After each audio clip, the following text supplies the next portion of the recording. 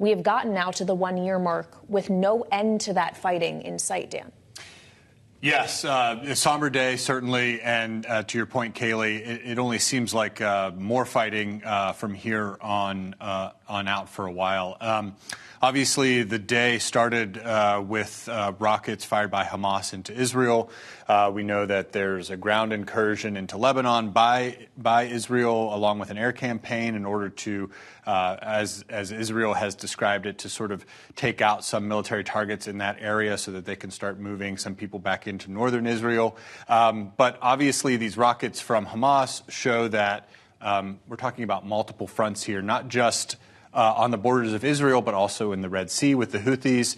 And we had almost 200 ballistic missiles fired by Iran into Israeli airspace, hitting the ground in some places in Israel over the last week. So very complex security situation and no particular end in sight, unfortunately. The comments we're hearing today from Joe Biden and from Kamala Harris remind us a bit of the lack of influence that the administration seems to have over outcomes right now. Michelle, what's next? We've seen the Secretary of State go over 10 times. They've dispatched Amos Hochstein, the director of the CIA. Is there another card to play here? Yeah, I mean, this is something that the White House rhetorically also has struggled with in terms of explaining, what gives. You've had these deliberate negotiations. You've had these, trips, as you say, to the region constantly. You're in constant communication, as you say, with Israeli officials. Yeah. I think one thing that folks are increasingly pointing to is the lack of direct communication between the president and Prime Minister Netanyahu.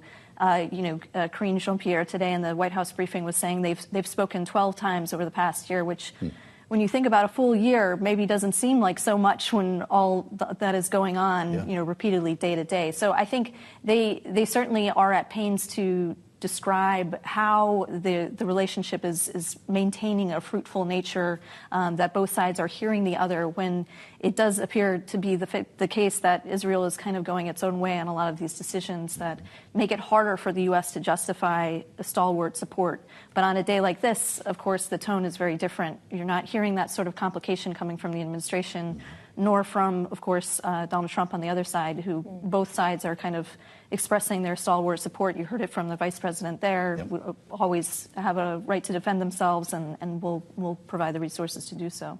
But it's been a delicate dance for Kamala Harris and for Joe Biden when he was still the presumptive Democratic nominee. This is a political issue within the Democratic Party specifically, and in states that could decide the election, like Michigan, where there is a large Arab American and Muslim population. The fact that things seem to be heating up rather than cooling down as we get closer and closer to Election Day in November just points to how politicized this all could potentially be, and the fact that it could have some blowback on Kamala Harris. For sure, and that's something that Harris has had to grapple with, really all year, because she came out early in the year and was seen, before she was the nominee, was seen as more empathetic to Arab Americans than perhaps the president and certainly some others who have been speaking out on this from Washington. But now it looks like, she is losing that support, as you mentioned, within the party, particularly with, some discussions around the non-participatory involvement of folks at the convention from the Arab American side. We heard a lot from the Israeli side.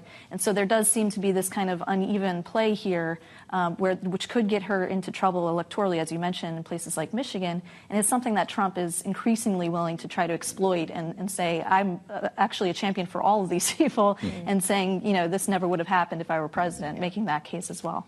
Dan, what's the Pentagon's posture here? Obviously, you've got a defense secretary urging restraint, but at the same time surging assets into the region. What are we prepared for in the coming days?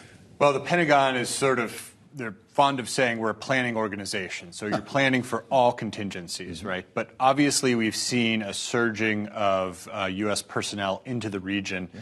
Yeah. There is some debate as to whether that is keeping a lid on things, or is it giving Israel cover to perhaps be more aggressive in some of their military campaigns than they would be otherwise.